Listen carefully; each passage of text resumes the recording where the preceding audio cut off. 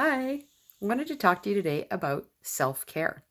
We know how important that self-care is. It's a way that we recharge our batteries. It's a way that we bring resiliency to our lives. It's also a way that we show ourselves self-respect and self-compassion. It's that idea of taking care of ourselves because we know that we're not going to be able to do as much for ourselves or others if we don't look after ourselves first.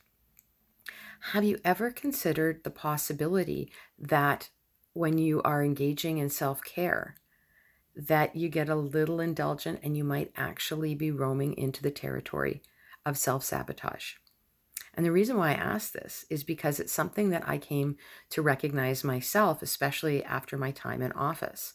When I was in office, I had a very rigid schedule and I did make a point of carving out time for self-care. I saw others around me who didn't. I saw the implications of that.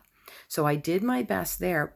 But again, I had the parameters of a particular kind of schedule.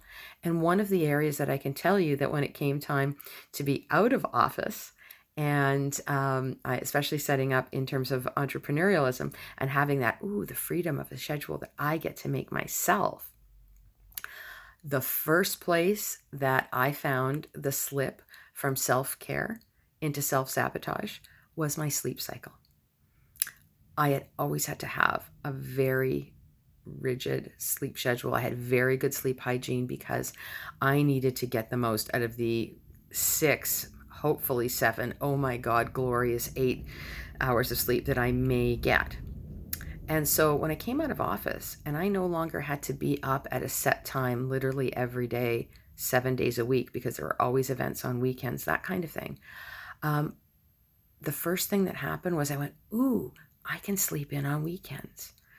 Well, I started sleeping in, not just to 8 or 9 o'clock, but sometimes 11 and noon. Guess what that did? It impacted my ability to stay up late.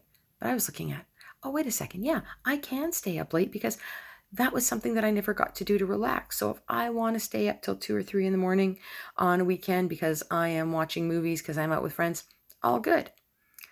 The domino effect was come Sunday night and trying to go to sleep, those 2 days of sleeping in too late and staying up too late meant that I couldn't fall asleep really well on Sunday night. And then it would have implications for Monday morning. Now, at first I was trying to shake it off and it's like, well, I can't, it's not about this. It's about something else. I must have been stressed. It must have been this. It must have been that. And what I hadn't realized is I had slipped into a pattern of self-sabotage based on my self-care.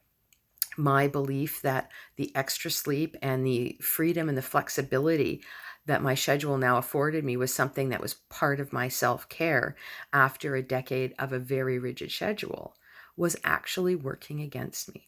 So definitely have a self-care approach to what you're doing. But like everything else that we do, be mindful and be willing to reevaluate and ask yourself, does this serve me? Because something that you may have started in the belief that it serves you, as time evolves or as your use and practice of it evolves, check what the implications are. So yes, I still love sleeping in and sleep will always be my thing, but I have to make sure now that the overall priority in terms of my self-care is good sleep hygiene, making sure that I stay to a schedule that I'll still sleep in, but it's only till 9 in the morning on weekends now. That's my true self-care. So it's striking that balance and figuring out what serves you. If something in your self-care routine doesn't serve you, it may actually be self-sabotage. A little something to think about. Take care. Talk to you later. Bye-bye.